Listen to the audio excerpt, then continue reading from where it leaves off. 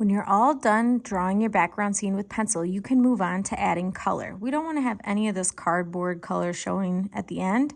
We want to add color to the whole thing. So go ahead and choose the markers or paint sticks that work best for you. If you have some smaller lines, like I do, some detail lines on my disco ball here, you can use the ultrafine point Sharpie that's in your tray. But big, thick, bold lines are more in the Keith Haring style, so only use this if it makes sense for your design. It's hanging by a little string there. For my music notes, I want them to be much more bold, so I'm just going to use this big marker. There we go. That's the look I'm going for. The cool part about marker mixed with paint sticks is that you can use a paint stick over the top of a marker and it will cover it up, but it will still show through, if that makes sense. So you can go right over the top of it, but it's still going to show through. Okay, love my boombox here. Guess I can't make the whole thing black because then you wouldn't see my cool details, so think that through, make a plan. And I can make my lines to show that it's on. That's fine. My riser line here. Got the line that my figure is going to be dancing on here. Okay. Oh, and I still need to do my figure. I think for my figure it's kind of getting a little bit small, so I might use this ultrafine point Sharpie. That makes a little more sense for me. If I use that big bold marker, it's going to fill in areas I don't want to be filled in. There we go. Okay. And the last thing I need to do actually is sign it. Don't need your class code on the front, just your name.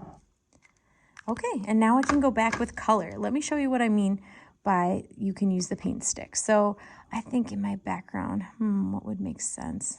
I think blue would look nice. I'm gonna use this light blue, and if you need to test a color, you could always test it out on the back, see if it works well for your design.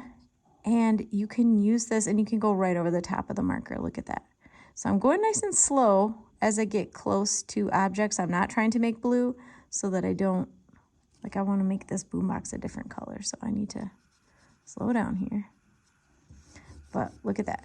If you're doing this, that's not good coverage, right? We want it to be like this, where it covers it all, not like this. So take your time, and you need to probably go back and forth and up and down to fill it all in. But you really shouldn't have any of that cardboard still showing. Take your time with that. If you do have something small, like my boombox is getting pretty small here, you can get colored pencils to take care of that. Like I'm gonna need to get a colored pencil for that figure because it's so small. Don't use a paint stick inside of a really small space like this because it's impossible to stay inside your lines.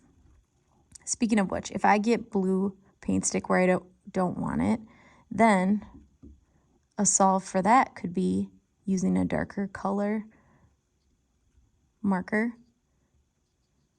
to color in my figure.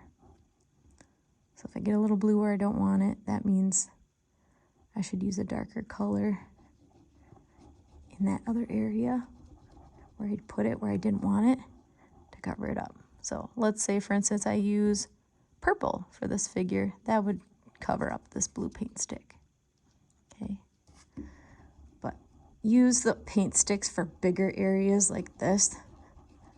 That's going to be most helpful. Okay. So color all of the areas. We don't want any cardboard left when you're all done. Have fun.